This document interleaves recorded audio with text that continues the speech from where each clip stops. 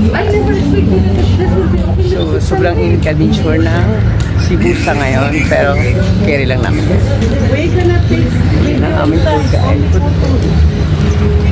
Siyempre dito, napakagandang pinto. I already fed my mother cat, okay? Yes, sorry. Yeah.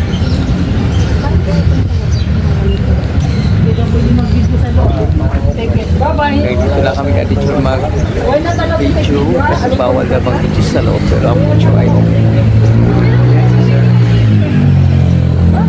hi sa mga ka-adventure kong taga Cebu City at ito yung magandang YouTuber. Salamat din po at napakaganda talaga ng aming itinerary for today. Oh, kahit mainit. Kahit mainit, malamig naman pa sa rin loob. kami. Oh. Malamig sa loob.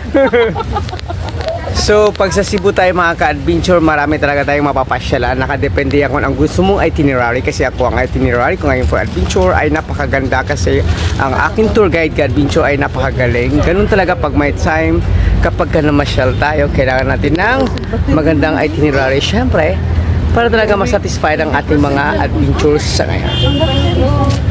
Yun sa lahat ng mga ka-YouTuber ka-adventure na taga Cebu City, hi po sa inyo lahat at mag-ingat tayo lahat sa ating mga lakad sa kayo. At siyempre, sa Cebu ngayon ka-adventure talaga matirik ang araw, dapat tayo uminom ng maraming tubig para mas malakas tayo lagi. Dahil sobrang init dito. Bye ka-adventure! Good evening mga ka-adventure, good evening sa lahat ng aking mga followers ka-adventure at sa lahat ng mga ka-subscribers ka-adventure. Dito ako ka-adventure sa Cebu City at tatapos lang ako papunta ng Iloilo City. Alam niyo ba ka-adventure, pag nag-travel tayo, kailangan talaga natin maging handa sa lahat ng ating mga gagawin sa bawat ating destination na pupuntahan. At sa ngayon ka-adventure talaga yung kauna ng travel ko sa Iloilo City at na-excite ako ka-adventure talaga ako. Makikita ko ako. Sama yung ka-adventure vlog for this evening ang aking travel papunta ng Iloilo City. Tara po ka-adventure! Dinner time ka-adventure kasi bago ako mag-travel ka-adventure kailangan ko talaga mag-dinner para masarap ang aking feeling pagka nag-travel pa ako. Tara po ka-adventure!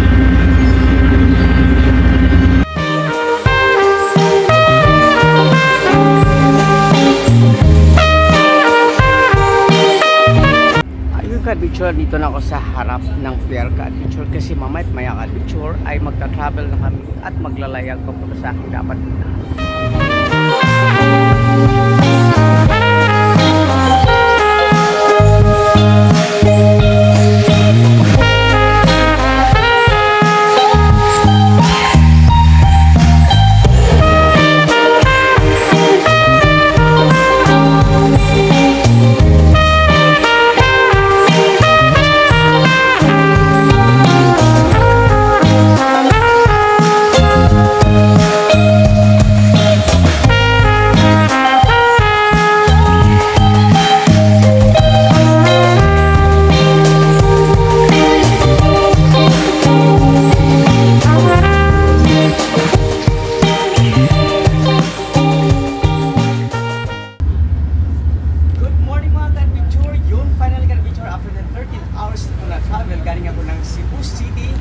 Andito na po ngayon ka-adventure sa Iloilo City.